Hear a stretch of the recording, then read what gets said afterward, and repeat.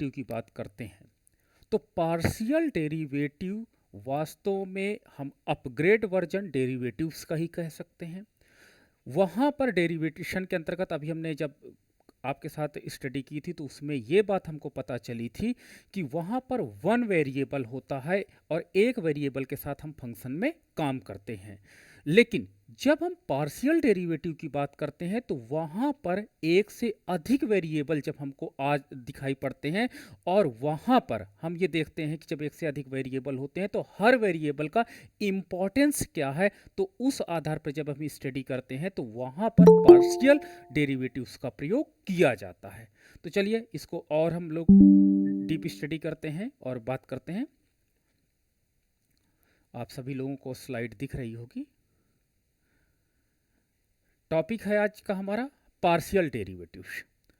Partial derivatives जब हमारे पास एक ऐसा फलन होता है जैसे y इक्वल टू आपके पास ऐसा फलन है जहां पर x है और z है, यानी जब हमारे फलन में जो इंडिपेंडेंट वेरिएबल है, इंडिपेंडेंट वेरिएबल वो वेरिएबल होता है जिसमें परिवर्तन सर्वप्रथम होता है। फर्स्ट चेंज आपका इंडिपेंडेंट वेरिएबल होता है जिसे हम लोग शॉर्ट फॉर्म में IV कहते हैं, और उसके परिणाम स्वरूप डिपेंडेंट वेरिएबल पे जब इम्पैक्ट पड़ता है, यानी इस वेरिएबल में जो आपका इंडिपेंडेंट वेरिएबल होता है इसका इम्पैक्ट डिपेंडेंट वेरिएबल पे पड़ता है, तो इस रिएक्शन में हम यहाँ पे पार्शियल डेरिवेशन के हेल्प से समझेंगे कि अगर x कंपोनेंट में कोई परिवर्तन होता है जबकि z कंपोनेंट में कोई परिवर्तन अभी नहीं है, तो x कंपोनेंट का जो इम्पैक्ट है वो y पर कितना पड़ेगा, तो इसको हम स्टडी करने के लिए पार्शियल डेरिवेशन का यूज करेंगे। ठीक है, वही अगर हम देखना चाहते हैं कि y वेरिएबल पर z कंपोनेंट का या z फैक्टर का कितना इम्पैक्ट पड़ेगा, तो हमको इस फलन को z के सापेक्ष पार्शियल डेरिवेटिव करना पड़ेगा। यानी एक बात तो क्लियर हो गई कि अगर मेरे फंक्शन में y equal to x square मान लो है मैं मान लेता हूं यहाँ z equal to x square plus x y square plus y cube है, ये कोई मेरे पास एक फलन है और इस फलन में आप देख सकते हो कि एक कंपोनेंट नहीं है, जैसे टैक्सेशन वाले में देखे थे कि केवल एक्स के संदर्भ में आपका समीकरण था। यहाँ पर एक से अधिक वेरिएबल होते हैं और अगर आपसे एग्जाम में पूछा जाए कि जो जेड पर है ये ज्वाइंट इंपैक्ट पड़ रहा है एक्स वेरिएबल और वाई वेरिएबल का, तो इसे हम लोग टोटल डेरिवेटिव्स की संज्ञा देंगे। क्या देंगे? Total derivatives. जब हम जो फलन हमारा होता है जितने component as a independent variable उसमें रोल प्ले करते हैं और उनका ज्वाइंट इंपैक्ट देखते हैं किसी डिपेंडेंट वेरिएबल पर, तो वो कहलाता है टोटल डेरिवेटिव्स। लेकिन अगर एक फलन में कई इंडिपेंडेंट वेरिएबल हैं, जहां से यहां पर x है, आपका y है, और मैं कहता हूं कि केवल z पर जो इंपैक्ट आपको स्टडी करना हो वो x का स्टडी करिए, तो इसे हम कहेंगे partial derivatives with the respect of x variable. यानी x का इंपैक्ट आपको z के ऊपर कितना पड़ रहा है इसको स्टडी करना है, इसे हम कहेंगे पार्शियल डेरिवेटिव्स।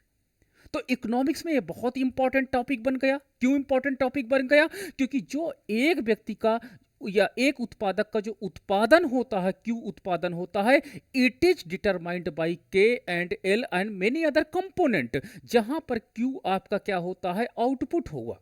ठीक है, और आपका के जो होगा वो कैपिटल हुआ। सपोज दैट जो आपका एल हुआ वो लेबर हुआ। अगर हम कहते हैं कि 100 इकाइयां उत्पादन हुआ किसकी हेल्प से? हम कह रहे हैं कि पूंजी तथा श्रम की हेल्प से। अगर मैं कह दूं कि what is the role of capital in the production of 100 unit q, तो आपको उस प्रोडक्शन फंक्शन को के रेस्पेक्ट में पार्शियल डेरिवेटिव करना पड़ेगा। यानी हम क्या कहना चाहते हैं कि मार्जिनल प्रोडक्टिविटी अगर आपको के निकालना है और ऐसा इक्वेशन है जिसमें कई कंपोनेंट दिए हैं, कई फैक्टर्स दिए हैं, कई वेरिएबल्स दिए हैं, तो आपको अगर मार्जिनल प्रोडक्टिविटी ऑफ के कैलकुलेट करनी है तो वहां पर इसको पार्शियल डेरिवेशन करना पड़ेगा के रिस्पेक्ट में, और एल को आपको एज ट्रीट करना पड़ेगा जैसे कांस्टेंट नंबर हो। लेकिन अगर कोई कह दे कि what is the role of labour in the production of 100 unit q, अगर 100 यूनिट क्यू उत्पादन करने में लेबर का क्या रोल है, तो इसका मतलब होता है कि आपसे यह कहा जा रहा है कि इस फलन को लेबर के सापेक्ष पार्शियल डेरिवेटिव करके उसका इंपैक्ट आप बताइए। ठीक है, अब देखिए ये तो प्रोडक्शन के संदर्भ में मैंने एक एग्जांपल दिया। चलो यूटिलिटी के संदर्भ में, सपोज दैट योर यूटिलिटी, आपकी जो उपयोगिता होती है, आप खाना खाते हो और खाना खाने के साथ कई कंपोनेंट आपके पास होते हैं, ए बी सी डी, आपकी थाली में दाल है, चावल है, रोटी है, सब्जी है, इस तरह के कंपोनेंट है। सपोज दैट हम बोलते हैं, पूछते हैं आपको कि what is the impact of your total utility, ये आपकी टोटल यूटिलिटी, जब आप खाना खा लेते हो तो यू क्या हो जाती है, टोटल यूटिलिटी को रिप्रेजेंट करती है। आप कहते हो मेरा पेट भर गया, तो ये टोटल यूटिलिटी को डिटरमाइन करती है। Total utility is determined by a b c d, क्या होता है, रोटी दाल चावल सब्जी, यानी चारों का क्या होता है, ज्वाइंट कंपैक्ट है। तो अगर मैं कहूं तो ये, अगर चारों वेरिएबल का इंपैक्ट हम इस पे स्टडी करते हैं तो क्या कहलाएगा, टोटल डेरिवेटिव। टोटल यानी सारे वेरिएबल्स इसमें सहयोग कर रहे हैं। बट अगर मैं कह दूं कि आपके टोटल यूटिलिटी में जो आपने रोटी खाई है उसका इंपैक्ट क्या है, यानी उसकी मार्जिनल यूटिलिटी क्या है, तो मतलब इसको आपको पार्शियल डेरिवेटिव करना है। ये डेल का सिंबल होता है del you upon del A, यानी पूरे फलन को क्या करना है, ए वेरिएबल के रेस्पेक्ट में पार्शियल डेरिवेटिव करना है। ठीक है, इसे हम क्या कह सकते हैं, मार्जिनल, आपका मार्जिनल यूटिलिटी ऑफ ए भी कैलकुलेट करने का ये फार्मूला बन जाएगा। तो पार्शियल डेरिवेटिव वेरी इंपॉर्टेंट हो जाता है इकोनॉमिक्स में, क्योंकि जब हम माइक्रो लेवल की स्टडी करना शुरू करते हैं, माइक्रो लेवल का मतलब होता है कि जैसे अब आप देखो, मैं कह रहा हूं कि आपके पास टैक्सेशन फलन है और कोई टैक्सेशन फंक्शन में मान लीजिए आपसे कह दिया जाए कि पर यूनिट टैक्स हम लगाते हैं जिनकी इनकम है, या जो लोग क्या कहते हैं कार से आते हैं, या हम कह सकते हैं कि जो लोग मॉल पे जाते हैं वहां पर टैक्स ज्यादा रखते हैं, जहां जो रोड पे दुकानें लगती हैं उन पर टैक्स कम लगते हैं, जो लोग कहते हैं वेंडर होते हैं ठलियों में बेचते हैं, क्योंकि देखो तीनों का ठेकेदार तो एक हुआ, एक सप्लाई किया यहां पर, एक सप्लाई किया यहां पर, एक सप्लाई किया, तो तीन प्रकार के यहां पे टैक्स लग गए। तो जब तीन प्रकार के टैक्स हम स्टडी कर सकते हैं तो वहां पर भी आपको पार्शियल डेरिवेशन का ही प्रयोग करना पड़ेगा। ठीक है, तो ये एक प्रकार का पार्शियल डेरिवेशन अगर आपको आने लगा तो इकोनॉमिक्स में आप बहुत डीप और माइक्रो लेवल की स्टडी कर सकोगे, और इसलिए इस टॉपिक को बनाया गया ताकि जो हमारे पास, क्योंकि देखो अभी तक तो आपने देखा था कि Q is the function of L, ये आपका कहता है कि किसी व्यक्ति, किसी उत्पादक का जो उत्पादन होता है डिटरमाइंड बाय लेबर, लेकिन रियलिटी में किसी भी उत्पादक का जो उत्पादन होता है वो केवल लेबर पर निर्भर नहीं करता है। ठीक है, जैसे आप लोग कहते हो लाइफ में मैं सक्सेस हुआ, ठीक है, आप बोलोगे सक्सेस हुआ, आपसे मान लो कल को यूपीएससी आपने निकाला और आपने कहा कि मैं सक्सेस हुआ, आपने कहा मैंने फादर के कारण हुआ, तो दिस इज नॉट रियलिटी। ठीक है, father playing very important role in your life, मैं एग्री हूं, आप एग्री हो, बट उसके साथ माँ का भी रोल था, उसके साथ भाई का रोल था, उसके साथ आपके फ्रेंड का भी रोल था, इनके रोल, भले फादर का रोल 80% रहा, आई अंडरस्टैंड, मदर का रोल आपका मान के चलिए 6% रहा, भाई का रोल 1% रहा, फ्रेंड्स का रोल 1% रहा, बहुत कम है इनका इम्पैक्ट, लेकिन आपके सक्सेस में इनका इम्पैक्ट पड़ा। तो आप ये कह रहे हो, भले आपने मेजर फैक्टर या मेजर वेरिएबल को अपने उसमें बोला कि नहीं मेरे फादर जो थे मेरे रोल मॉडल थे और उसके कारण ही मैं आईएएस बना, लेकिन नहीं, आपके सक्सेस के कई कंपोनेंट होते हैं, बट उन कंपोनेंट की वैल्यूज हो सकता है एक की बहुत ज्यादा हो और एक की वैल्यूज कम हो, और उसको कैलकुलेट करने के लिए हम पार्शियल डेरिवेशन यानी पीडी का प्रयोग करते हैं। ठीक है, तो अब इसी तरह हमारे पास लाइफ में, तो हम ये लाइफ में देखना चाहते हैं कि जो टोटल यूटिलिटी होती है इट इज डिटरमाइंड बाय, जितने हमारे थाली में चीजें होती है उनके आधार पर निर्धारित होती है, ये निश्चित रूप से होता है। लेकिन अगर हम हर एक कंपोनेंट का अलग अलग इंपैक्ट चाहते हैं, ढूंढना चाहते हैं, निर्धारित करना चाहते हैं, तो उसको निर्धारित करने के लिए पार्शियल डेरिवेशन का ही प्रयोग आपको करना पड़ेगा। तो एक बात तो क्लियर हो गई आज के लेक्चर में, इस क्लास में, कि अच्छा पार्शियल डेरिवेशन तब प्रयोग में किया जाता है जब आपका जो डीवी होता है dependent variable, it is determined by many independent variable. जब आपको डिटरमाइन करने वाला जैसे लेबर है, कैपिटल है, आपका कहते हैं कि लेबर हो गया, कैपिटल हो गया, आपका लैंड हो गया, आपका क्या कहते हैं मैनेजमेंट हो गया, तो जो उत्पादन होता है वो इनका संयुक्त प्रयास है। और अगर हम एक एक कंपोनेंट को अलग अलग रोल डिफाइन करना चाहें तो अलग अलग रोल निकालने के लिए पार्शियल डेरिवेशन करना पड़ेगा।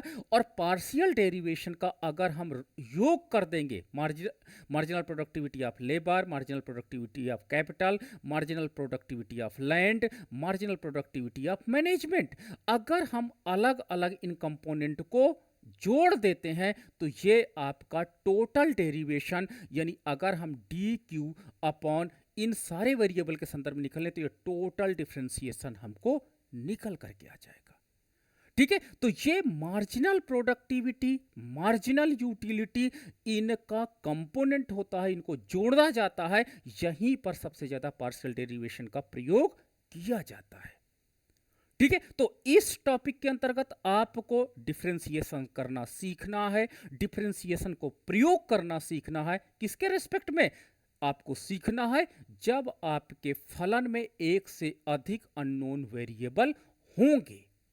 ठीक है, तो ये आपका मैंने आपको कॉन्सेप्ट क्लियर किया कि कहां पर हम पार्शियल डेरिवेशन यूज करते हैं। तो ये क्लियर हो गया कि जब आपका कोई ऐसा फलन हो, चाहे यूटिलिटी फंक्शन हो, चाहे प्रोडक्शन फंक्शन हो, जिसमें डिटरमाइनिंग एक से अधिक कंपोनेंट होते हैं, तो वहां पर, और सभी कंपोनेंट अपना इंपॉर्टेंट रोल अदा करते हैं, तो वहां पर सभी का इंपैक्ट स्टडी करने के लिए हमको पार्शियल डेरिवेशन का प्रयोग किया जाता है। अब दूसरी बात होती है कि इसका एप्लीकेशन कहां किया जाता है, तो कंज्यूमर चैप्टर में आप करोगे, प्रोड्यूसर चैप्टर में आप करोगे, डिस्ट्रीब्यूशन में एक आपका राशन की दुकान में आप बीपीएल परिवार को भी अनाज बांट रहे हो, आप एपीएल परिवार को भी बांट रहे हो, आप एक काम का अन्य योजना को बांट रहे हो, आप मनरेगा वाले लेबर्स को बांट रहे हो। तो इस प्रकार का सारी स्टडी करने के लिए पार्शियल डेरिवेशन का ही प्रयोग किया जाता है। तो वही इस टॉपिक के अंतर्गत आपसे पूछा जा रहा है कि क्या what is the partial derivation, partial derivatives क्या होते हैं, तथा इसका प्रयोग इकोनॉमिक्स में कहां किया जाता है,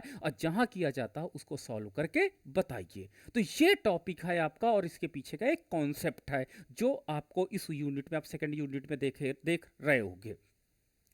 अब चलिए, पार्शियल डेरिवेशन करा कैसे जाता है, तो ये हम लोग देख लेते हैं। तो पार्शियल डेरिवेशन एक आपका होता है फर्स्ट ऑर्डर, और दूसरा हमारे पास होता है सेकंड ऑर्डर। जैसे आपने इसके पहले सिंगल वेरिएबल के संदर्भ में आपने देखा होगा कि डेरिवेशन के अंतर्गत आपने देखा होगा, तो उसी प्रकार से आपको यहां पर भी first order partial derivation, second order partial derivation करना होगा।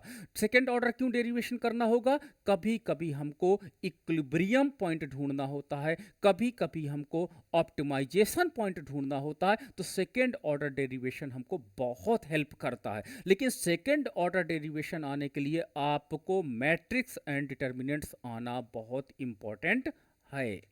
अगर आपको मैट्रिक्स और डिटर्मिनेंट्स नहीं आता है तो फर्स्ट ऑर्डर तो आपको समझ में आ जाएगा, लेकिन सेकंड ऑर्डर का प्रयोग नहीं समझ में आएगा। सेकंड ऑर्डर आपको समझ में तो आ जाएगा, लेकिन इसका हम कैसे प्रयोग करें मैथमेटिकल इकोनॉमिक्स में, वो चीजें आप नहीं निकाल पाओगे।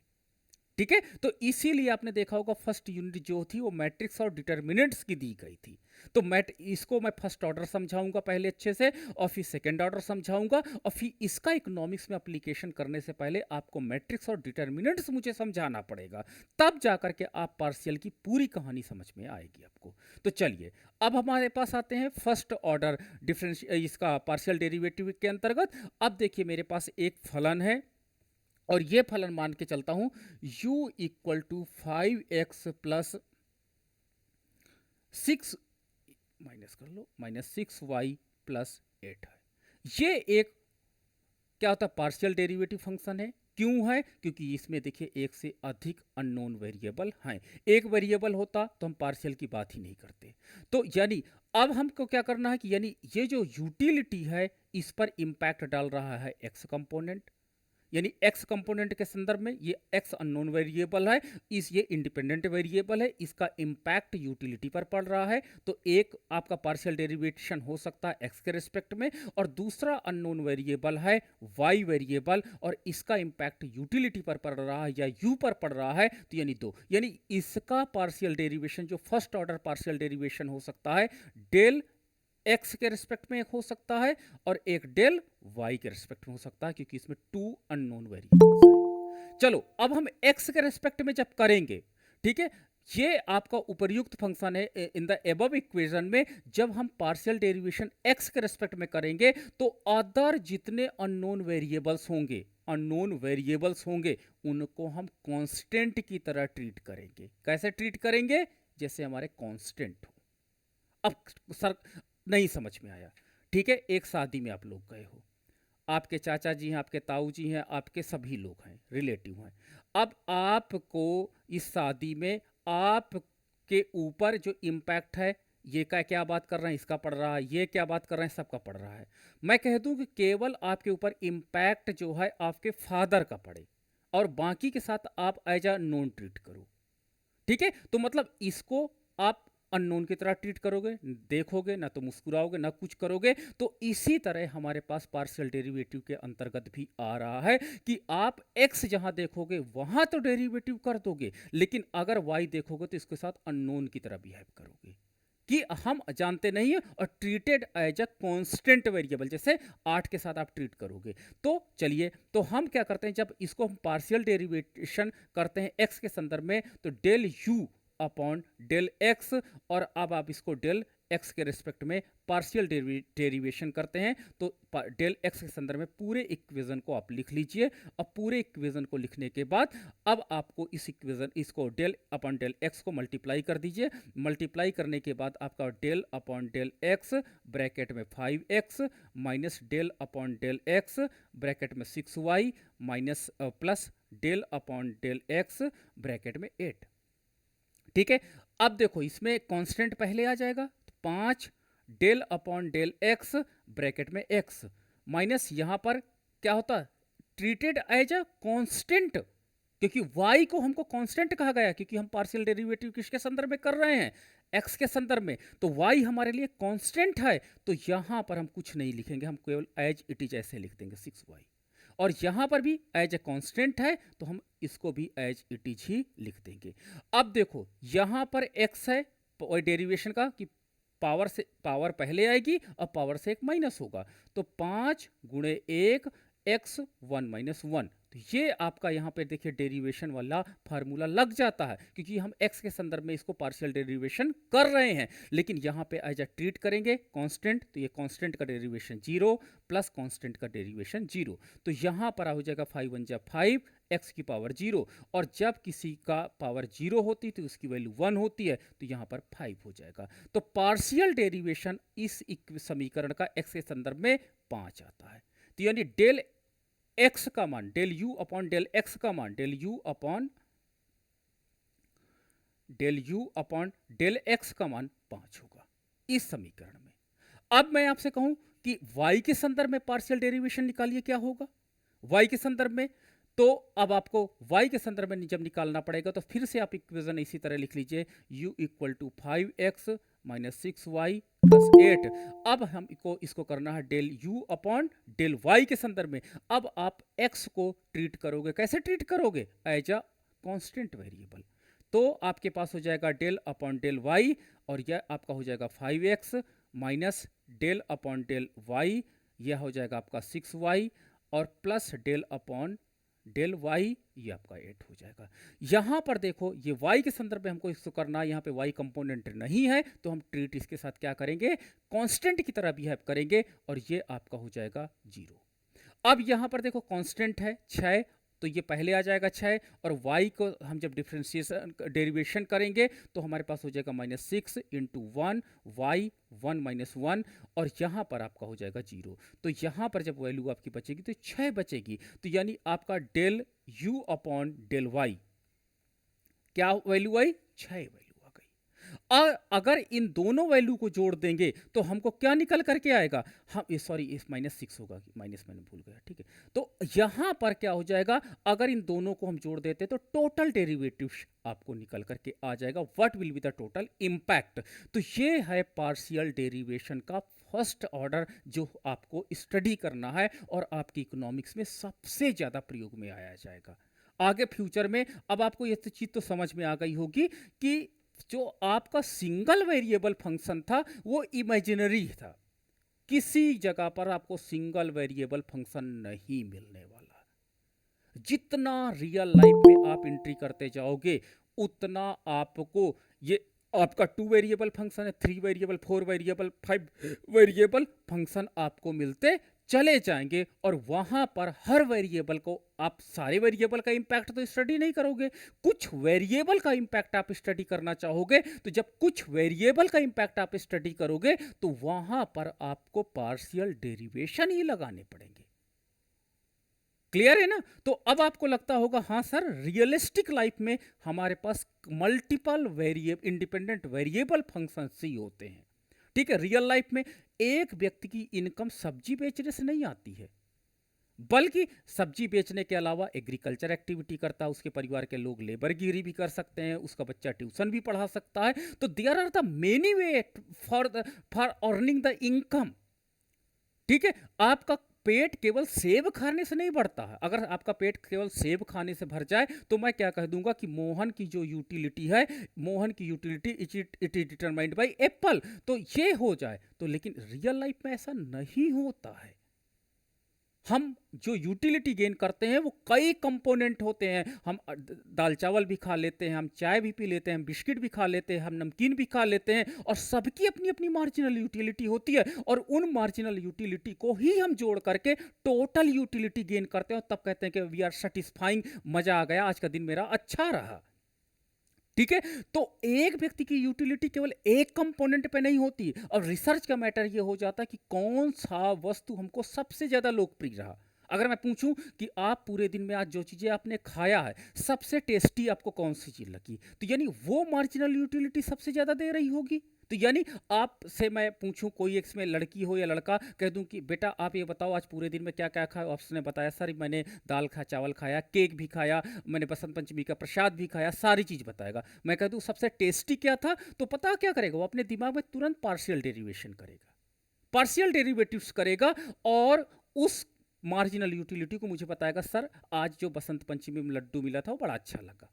तो यानी द मार्जिनल यूटिलिटी ऑफ जो कंपोनेंट था उनका ब्रेन ने क्या किया, सारी यूटिलिटी को पार्शियल डेरिवेशन कर दिया आपके अंदर, बस मैथमेटिकल रूप में आप यहां देख रहे हो, ठीक है। तो ये चीजें इंपॉर्टेंस होती हैं, इसलिए हम पार्शियल डेरिवेशन का प्रयोग सबसे ज्यादा करते हैं और रियल लाइफ के ये बहुत नजदीक टॉपिक है आपका, ठीक है। चलो एक और इक्वेशन देखते हैं तो चीजें और क्लियर हो जाएंगी आपको कि हम क्यों ये काम करते हैं और कैसे करते हैं, ठीक है। चलो एक हमारे पास है z equal to 2x square plus 5x square y plus x y square plus y square, ये एक फलन है, ठीक है। अब आप देखो हरदम याद रखना इक्वल के राइट साइड इंडिपेंडेंट वेरिएबल होते हैं, ये these are the independent variable.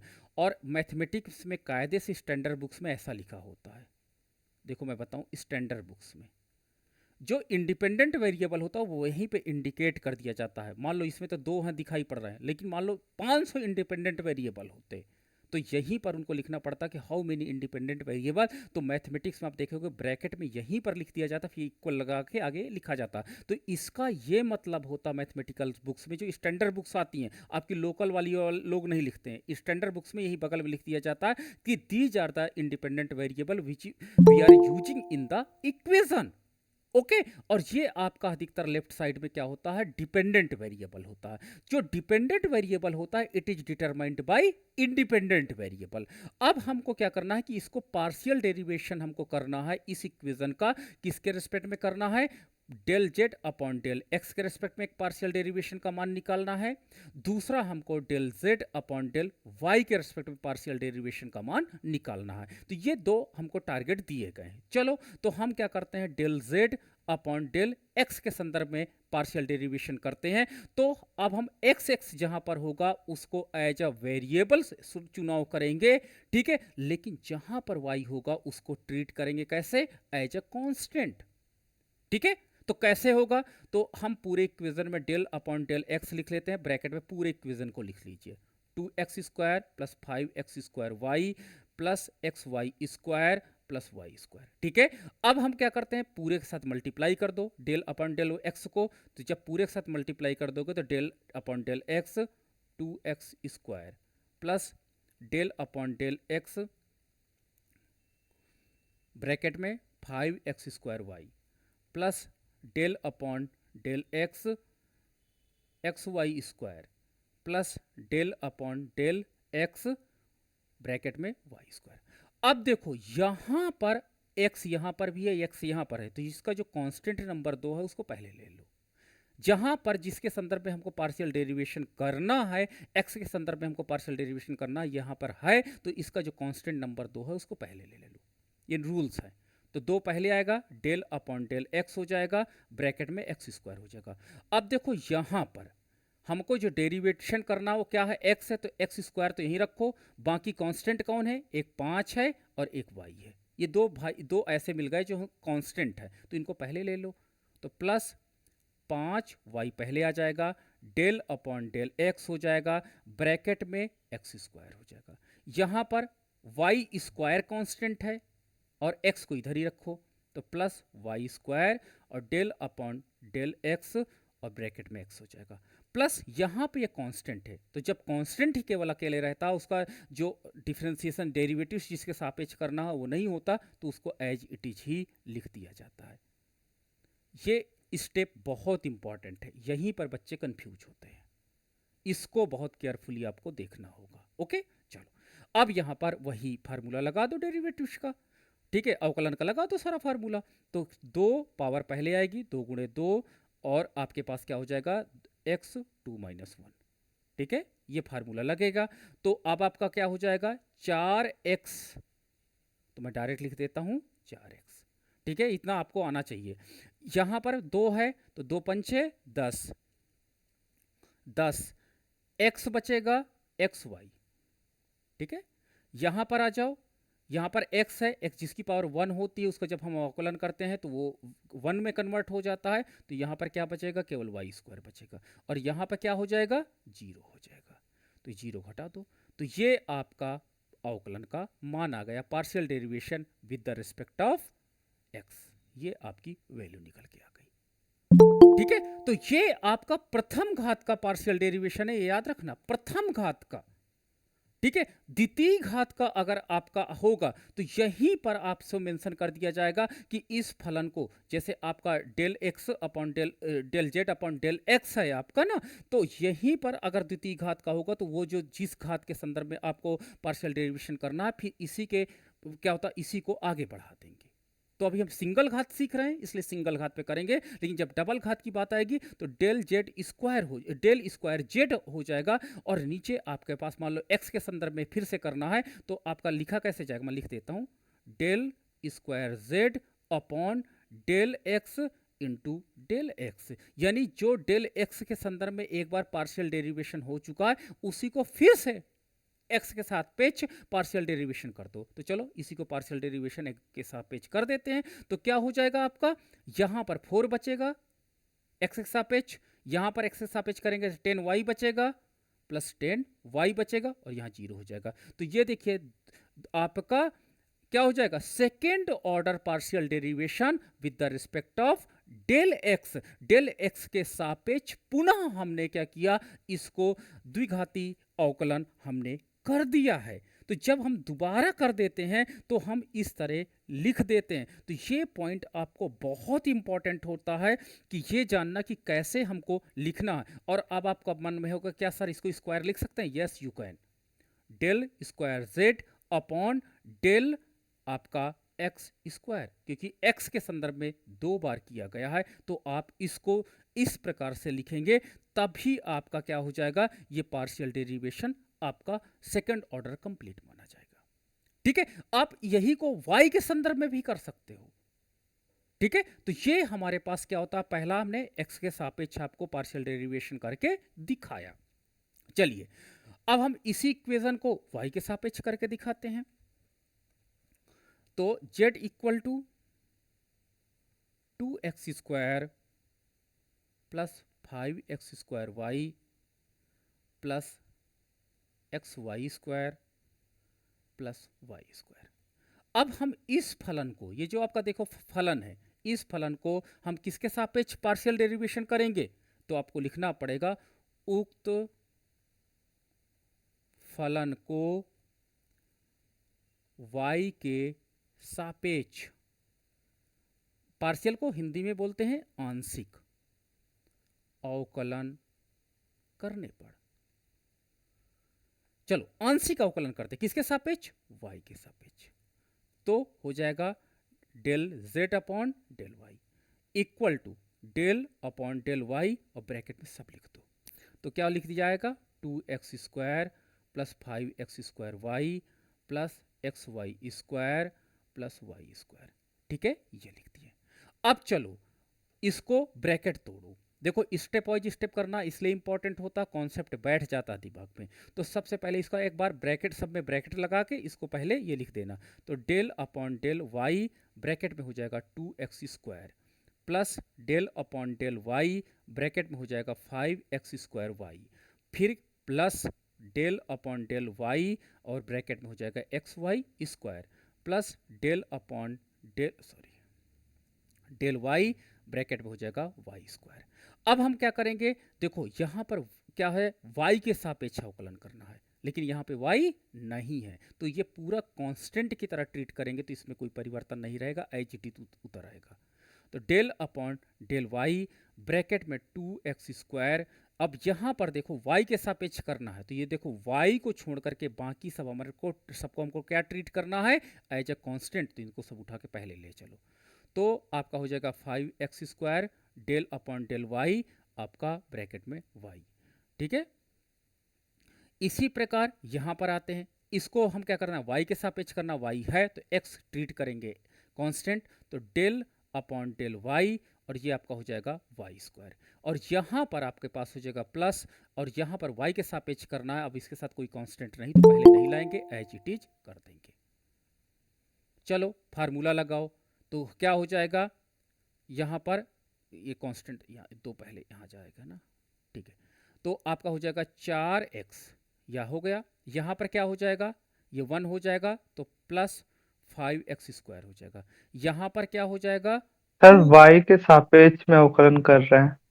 y के सापेक्ष में ही तो है, अच्छा यहाँ पे हमने चेंज, सॉरी सॉरी, हाँ हाँ ये 0 हो जाएगा ना, ओके चलो थैंक यू।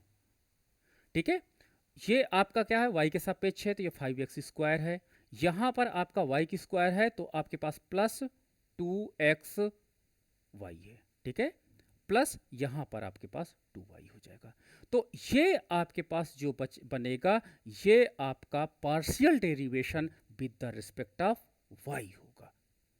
ठीक है, अब क्या होता है, अब जैसे अपने यूटिलिटी फंक्शन, मान लो ये यूटिलिटी फंक्शन होता, तो ये आपको क्या कहते हैं, मार्जिनल यूटिलिटी है किसकी, y की, और इसमें अगर x का मान आप रख दो, x और y का, कि आपने x 1 यूनिट खाया है, y 2 यूनिट खाया है, तो मार्जिनल यूटिलिटी कितनी होगी, तो इस फलन में रख दोगे तो मार्जिनल यूटिलिटी निकल आएगी उस व्यक्ति की। ठीक है, तो इस तरह करके हमको क्या करना है, एग्जाम में पार्शियल डेरिवेशन का प्रयोग करना है, और पार्शियल डेरिवेशन सबसे ज्यादा एग्जाम में इसीलिए पूछा जाता है। तो पार्शियल के अंतर्गत मैं आपको मैक्सिमम मिनिमा भी सिखाऊंगा, क्योंकि देखो अभी सिंगल कंपोनेंट आपने सीखा होगा, सिंगल कंपोनेंट के अंतर्गत मैक्सिमम मिनिमा सीखा होगा, अब जब डबल कंपोनेंट के साथ, आप डबल वेरिएबल के कंपोनेंट के साथ आप जब मैक्सिमम मिनिमा सीखोगे, तो थोड़ा सा कॉम्प्लिकेटेड फंक्शन आपको जनरेट होकर के मिल जाएंगे। तो जब ज़्यादा आपको कॉम्प्लिकेटेड फंक्शन बनेंगे। अभी तो ये देखो 2 वेरिएबल का है, 3 वेरिएबल का भी फलन मिल जाता है। तो इसकी जब मैट्रिक्स बनेगी, जब हम इसको सेकंड ऑर्डर मैट्रिक्स बनाते हैं तो ये 2 इंटू 2 की मैट्रिक्स बन जाएगी, यानी 2 रो एंड 2 कॉलम। जब 3 वेरिएबल होते हैं तो इसकी जो मैट्रिक्स बनेगी 2 इंटू 2 और अब सॉरी 3 इंटू 3 की मैट्रिक्स रेडी हो जाएगी। तो मैट्रिक्स डिटर्मिनेंट्स का आपका यूज करना बहुत इंपॉर्टेंट इसमें आना चाहिए होगा। ठीक है, चलो एक 3 कंपोनेंट वाला देख लेते हैं। हाँ चलो, एक हमारे पास है z, नहीं मैं कर लेता हूँ इसको, q equal to 2x² plus 2xy² plus 2xyz plus 3yz² plus 4z³। ये एक फलन है। अब इसको स्टैंडर्ड क्वेश्चन में मैं बनाता हूँ, q equal to function of x y z, यानी एक ये फलन है जिसमें 3 इंडिपेंडेंट वेरिएबल हैं, 3 इंडिपेंडेंट वेरिएबल हैं और जो हम इसमें है। अब देखो बड़े फंक्शन में आप नहीं समझ पाओगे, इसलिए यहाँ पर स्टैंडर्ड बुक्स में दे दिया जाता कि कितने इंडिपेंडेंट वेरिएबल इस फलन में रोल प्ले करेंगे। ठीक है, अब हम क्या करेंगे, अब मुझे क्या करना है कि इस फलन में 3 वेरिएबल हैं, तो निश्चित रूप से आपको 3 पार्शियल डेरिवेशन फंक्शंस बन जाएंगे। तो del q upon del x के संदर्भ में आप कर लोगे, फिर दूसरा आपका क्या हो जाएगा, del q upon del y के संदर्भ में आप कर लोगे, और फिर तीसरा del q upon del z के संदर्भ में आप कर लोगे।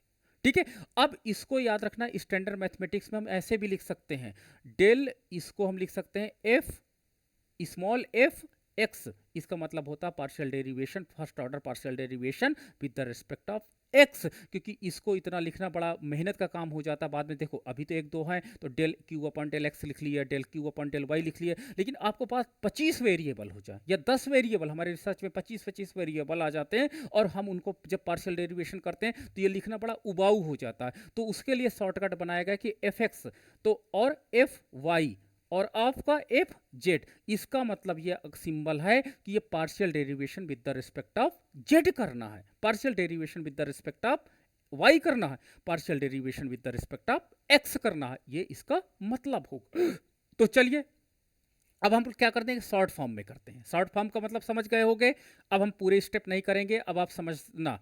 तो मैं इसको एफ एक्स निकाल रहा हूं, तो एफ एक्स मैं डायरेक्ट निकाल रहा हूं, तो 4x, कुछ बच्चे देखते रहना, कहीं गड़बड़ हो तुरंत बताना, ठीक है। तो ये 4x plus 2y² plus 2yz plus 0, ये हो गया एफ एक्स का मान डायरेक्ट। इतनी प्रैक्टिस आपको होनी चाहिए कि आप देख के बता दो कि what will be the partial derivation with the respect of F x. क्यों, क्योंकि मन में मैंने तुरंत कैलकुलेट किया, अच्छा एक्स के संदर्भ में कर दिया, एक्स के संदर्भ में है, ये वैल्यू 1 हो जाएगी तो जितना बचेगा ये होगा, यहाँ पर 1 हो जाएगी तो 2yz बचेगा, यहाँ पर नहीं है तो ये 0 हो जाएंगे। इसी प्रकार से आपका एफ वाई के संदर्भ में जब हम करते हैं तो y के संदर्भ में ये 0 हो जाएगा, ठीक है, प्लस यहाँ पे y का है तो 2y हो जाएगा, तो 2 2 4 तो हो जाएगा 4xy, फिर यहां पर आपके पास y के संदर्भ में 1 हो जाएगा तो 2xz हो जाएगा, 2xz हो जाएगा, प्लस यहां पर आपके पास y के संदर्भ में करेंगे तो 3z² हो जाएगा, 3z² हो जाएगा, और ये 0 हो जाएगा क्योंकि y कंपोनेंट नहीं है। तो ये पार्शियल डेरिवेशन आपका किसके संदर्भ में आ गया कि आपका y के संदर्भ में पार्शियल डेरिवेशन हमने कर दिया, और इस तरह करके y के संदर्भ में जब हमने पार्शियल डेरिवेशन किया तो हमको इक्वेशन बन करके आ गई। इसी प्रकार जब हम इसको z के संदर्भ में करते हैं तो z के संदर्भ में ये 0 हो जाएगा, ये आपका z नहीं है तो 0 हो जाएगा, यहाँ पर z है तो केवल 2xy आ जाएगा तो 2xy होगा, यहाँ पर z है तो 2 पहले आएगा तो 2 3 6 हो जाएगा, और आपके पास yz हो जाएगा, और यहाँ पर जो है तो 12z²। तो ये आपका z के संदर्भ में आपका पार्शियल डेरिवेशन इक्वेशन बन गई हैं, और इसको हम मार्जिनल यूटिलिटी या मार्जिनल प्रोडक्टिविटी फंक्शन भी कह सकते हैं। लेकिन इसमें एक से अधिक कंपोनेंट है, तो जिस कंपोनेंट के संदर्भ में पार्शियल डेरिवेशन किया जाता है उसी के संदर्भ में ये मार्जिनल को रिप्रेजेंट करेगा, ठीक है, मार्जिनल को रिप्रेजेंट करेगा। ये पॉइंट आपका बहुत इंपॉर्टेंट है, ठीक है। अब अगर मैं इस फलन को देखो, इस फलन को अगर मैं y के संदर्भ में फिर से करूंगा सेकेंड ऑर्डर, तो लिखूंगा क्या, देखो अगर आपको एग्जाम में ये लिखा मिले, देखो ये लिखा है अगर x के संदर्भ में किया तो fx लिखा रहेगा, अगर मैं इस फलन को y के संदर्भ में करता हूं तो y इसके यहां लिखा रहेगा, ठीक है, ना कि आगे। बच्चों को लगता हो कि यहां लिखा रहेगा, नहीं नहीं, जो सेकंड पहले जिसके संदर्भ में करते हैं ये यहां पे लिखा रहता है, पहला फर्स्ट ऑर्डर x के संदर्भ में ये फलन क्यों किया गया, y के संदर्भ में अगर मैं करूंगा तो ये सेकंड ऑर्डर है, अब इसको y के संदर्भ में मैं कर रहा हूं तो क्या हो जाएगा, ये जीरो, तो ये जीरो हो जाएगा, प्लस ये इसको हम 2 दूनी 4 कर देंगे, 4y कर देंगे, और ये आपके पास हो जाएगा प्लस 2z, तो ये आपके पास क्या निकलेगा, fyx, यानी आपने जो ये फलन है आपका पहले x के संदर्भ में सिंगल ऑर्डर आपका पार्शियल डेरिवेशन था, अब हमने y के सापेक्ष हमने सेकंड ऑर्डर पार्शियल डेरिवेशन कर दिया और उसका ये फाइनल आंसर है। इसी तरह अगर मैं इसको x के संदर्भ में कर दूं तो कैसे लिखा जाएगा, एफ y, और x के संदर्भ में कर रहा हूं तो ये आपका हो जाएगा 4y, और ये आपका हो जाएगा, ये जीरो हो जाएगा और ये भी आपका जीरो हो जाएगा, तो हमारे पास y कंपोनेंट नहीं है, तो ये आपके पास इतना ही बचेगा। ये second order derivation with the respect of x कर दिया मैंने, नहीं x है तो यहाँ पर, सॉरी ये x है यहाँ पर, तो ये हो जाएगा प्लस 2z, ठीक है, x के संदर्भ। इसी प्रकार अगर मैं इस फलन को, ये फलन है z पर है, अगर मैं इसको x के संदर्भ में सेकंड ऑर्डर कर देता हूं तो x के संदर्भ में जब सेकंड ऑर्डर में करूंगा तो कितना हो जाएगा आपका 2y, यहां पर जीरो और यहां पर जीरो, तो केवल ये सेकंड ऑर्डर डेरिवेशन होगा। तो कैसे सेकंड ऑर्डर लिखे जाते हैं ये भी आपको केयरफुली ध्यान देना होगा, और ये प्रैक्टिस का बात होता है। और अगर आपको ये चीज़ें समझ में आ जाएंगी कि पार्शियल कहाँ पर किया जाता है, क्यों किया जाता है, तो निश्चित रूप से ये चैप्टर आपको बहुत हेल्पफुल करेगा, ठीक है। तो आज हमने आपके साथ डिस्कशन जो किया, पार्शियल डेरिवेशन कहाँ पे यूज करते हैं, क्यों यूज करते हैं और कैसे यूज करते हैं, वो चीज़ें हमने बताई। अब आप अपने प्रश्न